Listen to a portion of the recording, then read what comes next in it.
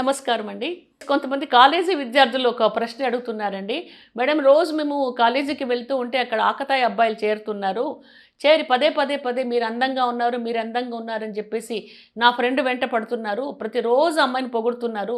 మీ dress బాగుంది, మీ కళ్ళు బాగున్నాయి, మీ ముక్కు బాగుంది, మీ బాడీ స్ట్రక్చర్ బాగుందని చెప్పేసి అంటూ ఉన్నారు. మరి దీని పట్ల ఏమైనా మేము చర్య తీసుకోవచ్చా అని చెప్పేసి అడుగుతున్నారు. జనరల్గా ఒక అబ్బాయి అమ్మాయిని పొగిడితే దాన్ని అప్రిసియేషన్గా తీసుకునేటటువంటి కాలము. కాకుంటే ఈ పదే వేధిస్తూ ఉంటే దీంట్లో ఏదైనా చెడు ఉద్దేశం ఉన్నదని చెప్పేసి మీరు భావించినట్లయితే దీన్ని ఈవ్ టీజింగ్ క్రిందకు వస్తుందండి. ఈవ్ టీజింగ్ యాక్ట్ ప్రకారము షీ టీమ్స్కి కానీ పోలీస్ స్టేషన్లో కానీ కంప్లైంట్ ఇచ్చి ఈ రకంగా అనవసరంగా పొగడుతూ వెంటపడుతున్నారని చెప్పేసి కంప్లైంట్ ఇవ్వచ్చు అనమాట. ఇటీవల కాలంలో దీని గురించి కూడా సుప్రీంకోర్టు వాళ్ళు ఒక జడ్జిమెంట్ ఇవ్వడం జరిగింది.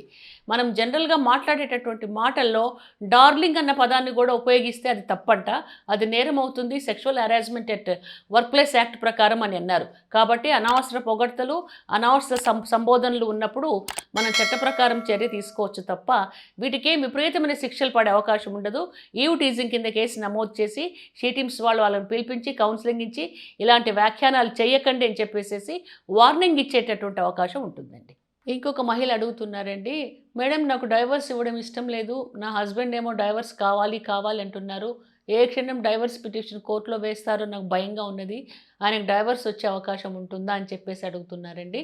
అమ్మ, మీకు ఇష్టం లేదు కాబట్టి ఇష్టం లేనంత మాత్రాన అతనికి డైవర్స్ కోర్టు వాళ్ళు గ్రాంట్ చేసే అవకాశం లేదు. ఏదన్నా మ్యూచువల్ కన్సెంట్ డైవర్స్ వేసుకుంటే మీకు 6 months తర్వాత డైవర్స్ వచ్చే అవకాశం ఉంటుంది. కాకుంటే నీ భర్తే డైవర్స్ వేశాడు, నాకు డైవర్స్ ఇవ్వడం ఇష్టం లేదు అని అంటున్నారు కదా, వేశాడో వెయ్యవచ్చో అని అంటున్నారు కదా. ఒకవేళ ఆయన డైవర్స్ పిటిషన్ వేస్తే ఏ కారణం వల్ల, ఏ గ్రౌండ్ వల్ల డైవర్స్ కావాలి అని అడుగుతున్నాడో అది చూసి దానిని మీరు వ్యతిరేకించే అవకాశం ఉంటుంది. అంటే కేసును మీరు నడుపుకోవచ్చు. నేను విడాకులు ఇవ్వను, ఈయన నా పైన పెట్టినటువంటి అలిగేషన్స్ కోర్టు వారికి చూపించినటువంటి గ్రౌండ్స్ అన్నీ కూడా తప్పు గ్రౌండ్సే అని చెప్పేసి మీరు కేసును చక్కగా నడుపుకునే అవకాశం ఉంటుంది. మంచి సాక్ష్యాలు కూడా మీరు సేకరించుకోవాలి. కాబట్టి ఏం భయపడకండి.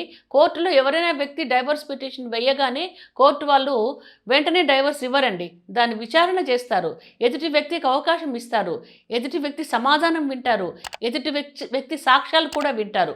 విన్న తర్వాత మాత్రమే ఇది డైవర్స్కు అర్హమైన పిటిషనా కాదా అని నిర్ణయించి అప్పుడు మాత్రమే విడాకులు శాంక్షన్ చేసే అవకాశం ఉంటుంది.